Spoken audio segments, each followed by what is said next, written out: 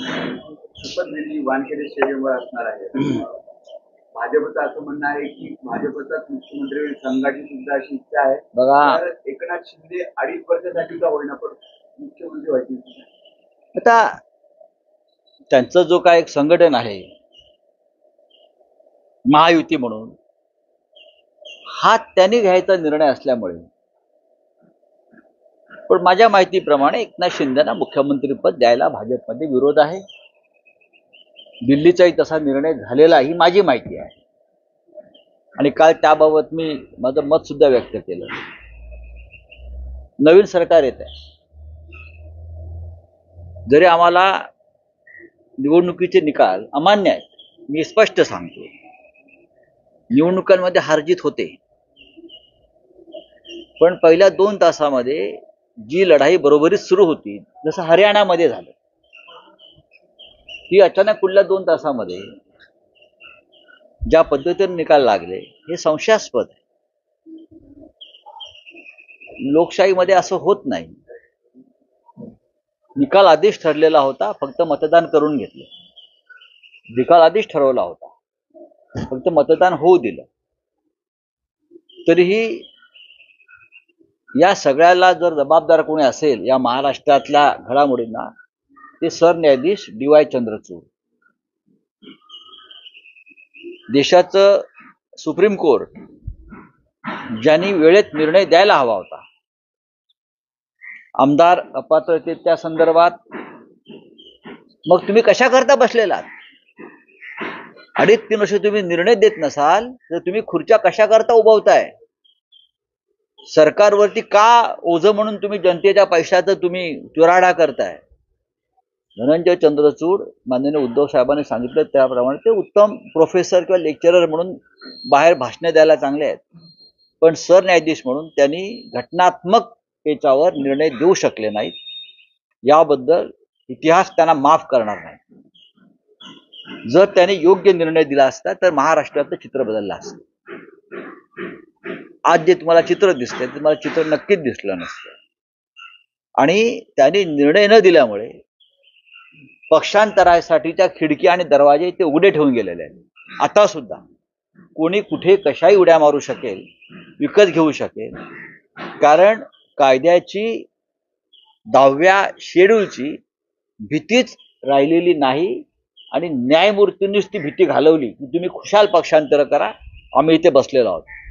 या सगळ्या घटनेला आणि दुर्घटनेला जस्टिस चंद्रचूड हे जबाबदार आहेत आणि इतिहासात त्यांचं नाव काळ्या कुट्ट अक्षरात लिहिलं जाईल हे मी सांगतो. आता प्रश्न राहिला, मुख्यमंत्री कोण होणार? मुख्यमंत्री कोण होणार हे गुजरात लॉबी ठरवेल. महाराष्ट्रात त्यांनी शपथ घेण्यापेक्षा खरं म्हणजे गुजरातला त्यांनी शपथविधी सोहळा घेतला तर त्यांच्या लोकांना आनंद होईल. गुजरातला जो मोठा एक जो आहे काय मोदींच्या नावानं स्टेडियम, तिथे जास्त लोक बसतात, तर त्या तिथे त्यांनी शपथविधी सोहळा महाराष्ट्राच्या मुख्यमंत्र्याच्या सरकारचा घेणं हे अधिक संयुक्तिक ठरेल. शिवतीर्थावर घेतला तर तो छत्रपती शिवाजी महाराजांचा अपमान ठरेल. वानखेडेवरती घेतला तर समोरच्या 106 हुतात्म्यांचा अपमान ठरेल. त्याच्यामुळे त्यांनी गुजरातची निवड करावी शपथ घेण्यासाठी. हे सरकार गुजरात लॉबीला हवं होतं म्हणून आणण्यात आलेलं आहे आणि लादण्यात आलेलं आहे. अजून काय आहे आपल्याकडे? राहुल साहेब, तुम्ही म्हणालात की या सगळ्या निकालाला सर्वस्वी चंद्रचूड जबाबदार आहे. होय, तुमचा नक्कीच आरोप किंवा टीका आहे, पण तुम्ही म्हणाला होता की सर्वोच्च न्यायालयात आम्हाला न्याय नाही मिळाला. उद्धव ठाकरे सतत सांगत होते की आता आम्ही जनतेच्या न्यायालयात जातो आणि जनतेच्या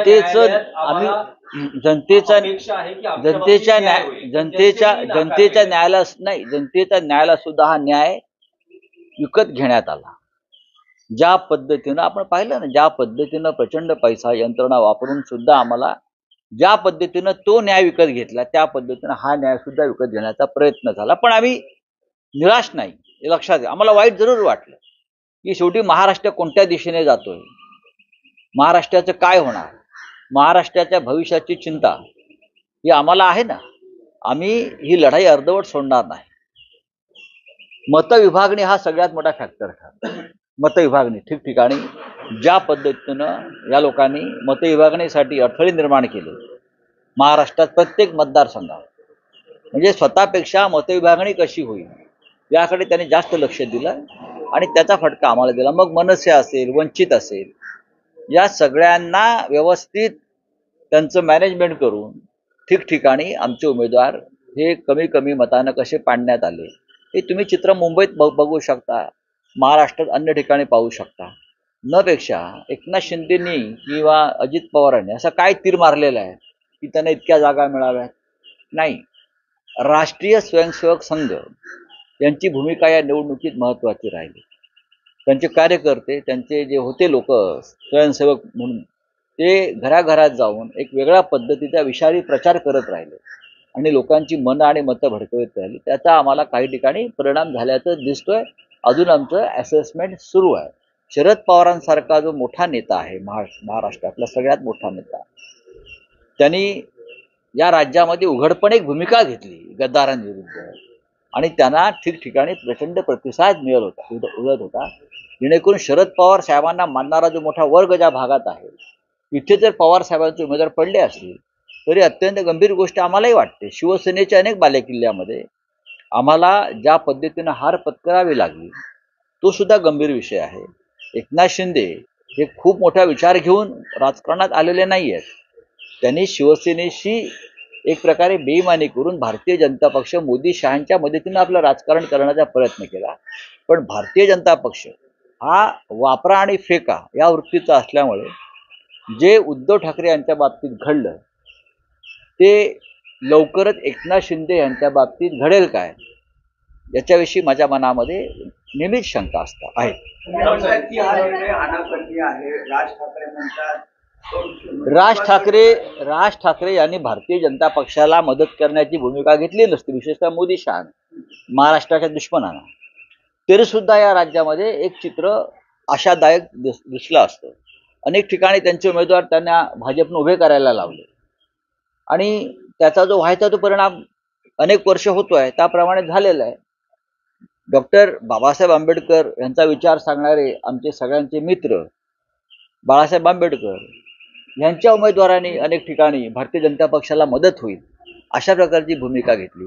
या सगळ्याचा भविष्यामध्ये आपल्याला विचार करावा लागेल आणि खरोखर आपल्याला महाराष्ट्राचं काही आपण योगदान देऊ इच्छितो का, महाराष्ट्राचं आम्ही काही देणं लागतो, तर ह्या महाराष्ट्रातल्या गुजराती लॉबीच्या विरुद्ध आम्हाला सगळ्यांना एकत्र यावं लागेल. दरवाजे उघडे असतील, महाराष्ट्रात तुम्ही म्हणताय की दरवाजे उघडे असतील. आता तुम्हाला असं वाटतं का, कारण की किमान राज ठाकरे, उद्धव ठाकरे यांनी एकत्र, तुम्ही गुजराती हा विषय करतात म्हणून मराठी माणसामध्ये फूट पाडण्याचं काम यापुढे कोणीही करू नये.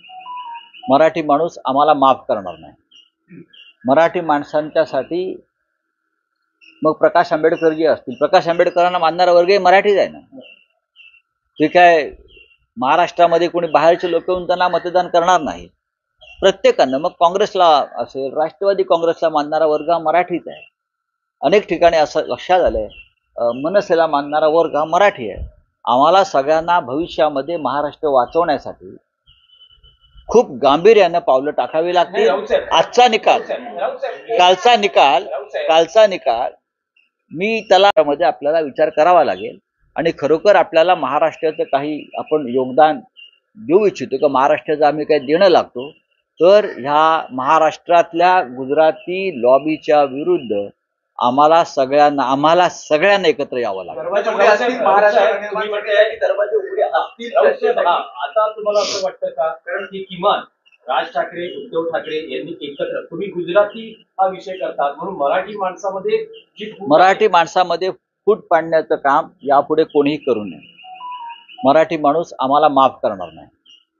मराठी माणसांच्यासाठी मग प्रकाश आंबेडकर जे असतील, प्रकाश आंबेडकरांना मानणारा वर्गही मराठीच आहे ना. ठीक आहे, महाराष्ट्रामध्ये कोणी बाहेरचे लोक येऊन त्यांना मतदान करणार नाही. प्रत्येकानं, मग काँग्रेसला असेल, राष्ट्रवादी काँग्रेसला मानणारा वर्ग हा मराठीच आहे. अनेक ठिकाणी असं लक्षात आलंय मनसेला मानणारा वर्ग हा मराठी आहे. आम्हाला सगळ्यांना भविष्यामध्ये महाराष्ट्र वाचवण्यासाठी खूप गांभीर्यानं पावलं टाकावी लागतील. आजचा निकाल,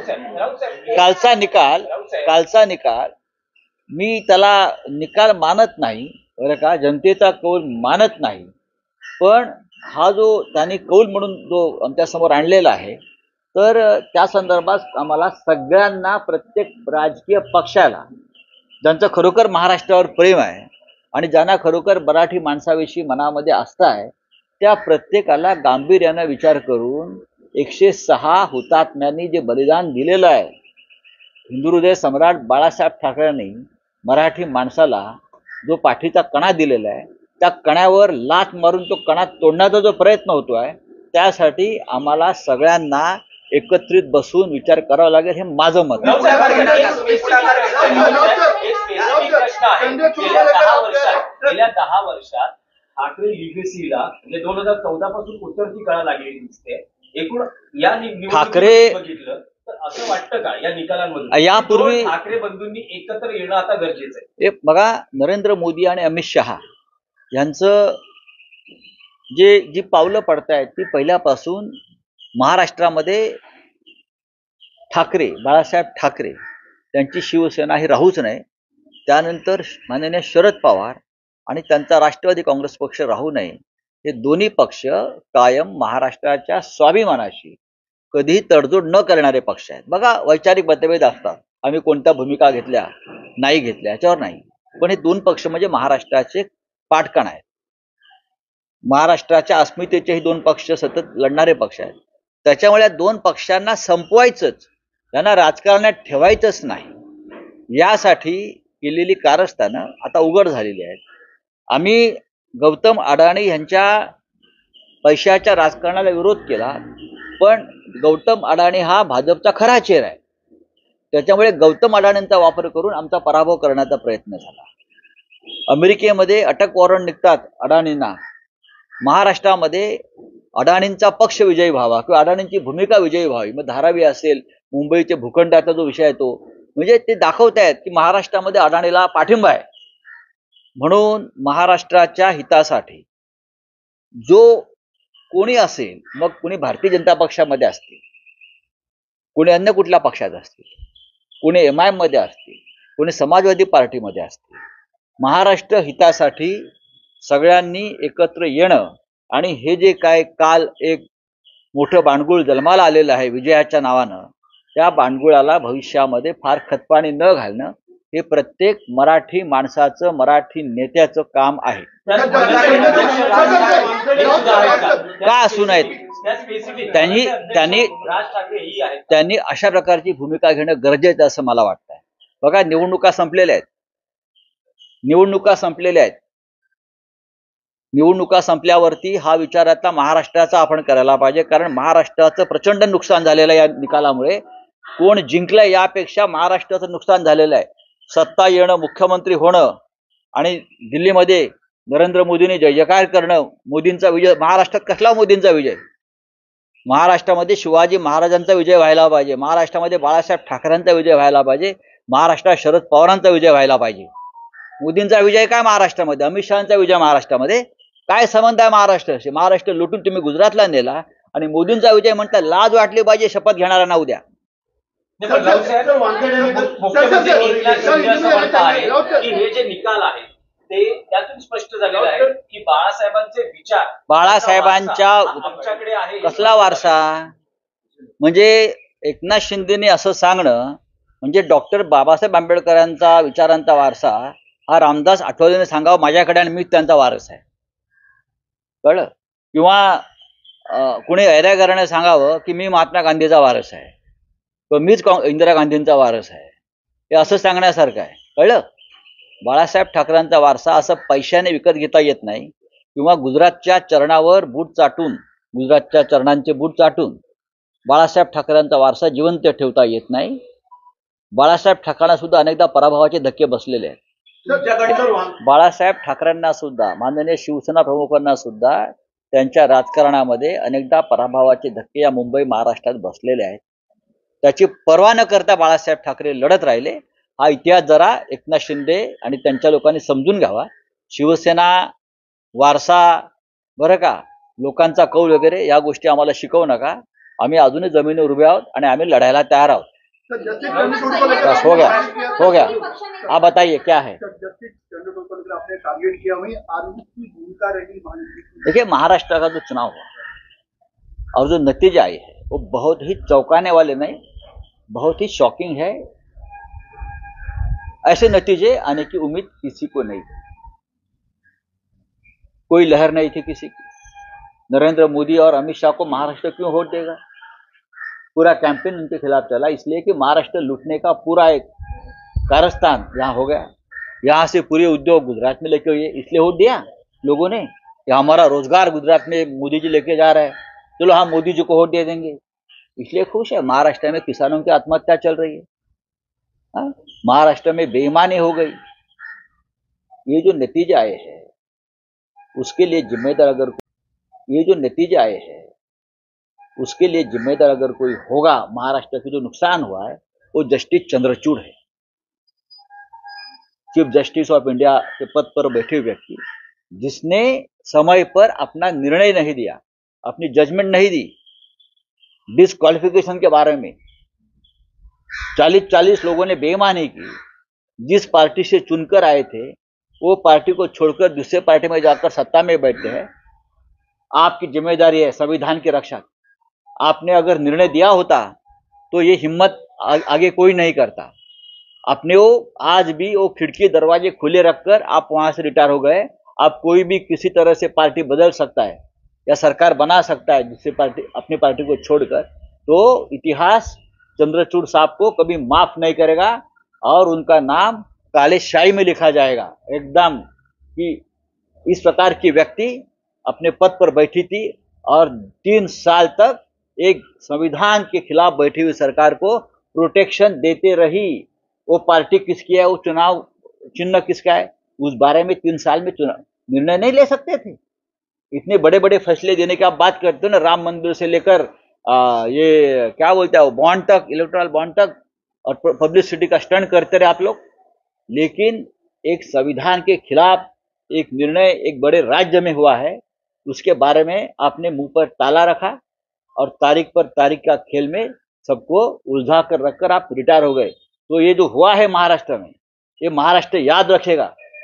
ये चंद्रचूड़ जी है, उनके होते हुए ये सब हुआ है और हम याद रखेंगे। उद्धव ठाकरे शरद पवार जनता के न्यायालय में गए, वहां भी जनता ने देखिए, जिस तरह से सुप्रीम कोर्ट में न्याय नहीं मिला, न्याय खरीद लिया, उस तरह से वहां पैसा यंत्रणा पूरी तरह से जिस तरह से इस्तेमाल किया गया। लेकिन हम निराश नहीं है, हम लड़ने वाले लोग हैं। हम बाला साहब ठाकरे के शिवसैनिक है।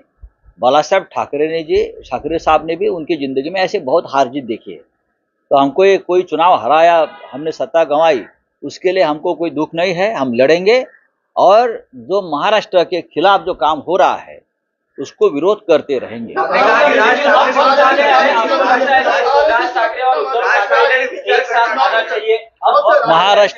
महाराष्ट्र की जनता दुखी है उस निर्णय से, खुश नहीं है। कहाँ जल्लोष है, देखा कहाँ है? ठीक है, बीजेपी के ऑफिस के सामने या वो एकनाथ शिंदे के वर्षा में मुख्यमंत्री के निवास पर कुछ हुआ होगा, लेकिन जो निर्णय हुआ है लोग अभी भी आश्चर्यचकित है। कैसा हुआ, क्या हुआ, ये क्या हुआ, कैसे हुआ, उस उलझन में लोग आज भी पड़े हैं। तो ये महाराष्ट्र के खिलाफ एक जो जनता का फैसला सुनाया गया है, ऐसे लोग बोलते हैं नहीं, ऐसा नहीं है। तो हम लोग चाहेंगे, कल होने वाला है शपथ ग्रहण सोहरा, मैं तो कहूंगा ये महाराष्ट्र में नहीं होना चाहिए। ये सरकार गुजरात लॉबी ने लाई है, व्यापारी मंडल ने लाई है वहां के। तो शपथ ग्रहण सोहरा गुजरात का जो एक बड़ा स्टेडियम है मोदी जी के नाम से, उनके ऊपर होना चाहिए। अगर आप शिवाजी पार्क में करेंगे तो छत्रपति शिवाजी महाराज का अपमान होगा। अगर आप वानखेड़े स्टेडियम में करेंगे तो सामने ही हमारा 106 शहीदों का स्मारक है, महाराष्ट्र के जो शहीद हुए थे उनका अपमान होगा। तो सबसे अच्छी जगह है गुजरात का जो स्टेडियम है, मोदी स्टेडियम, नरेंद्र मोदी स्टेडियम, उनके ऊपर ही शपथ ग्रहण सोहरा होना चाहिए और यही ठीक है उनके लिए। और जो लोग महाराष्ट्र पर प्रेम करते हैं वो सभी नेता हो, कार्यकर्ता हो, सभी ने इस सरकार का निषेध और धिक्कार करना चाहिए। और आने वाले दिनों में चुनाव हो गया है, राजनीति खत्म हो गई है। महाराष्ट्र की रक्षा के लिए, in the interest of Maharashtra, हम सबको एक आना पड़ेगा।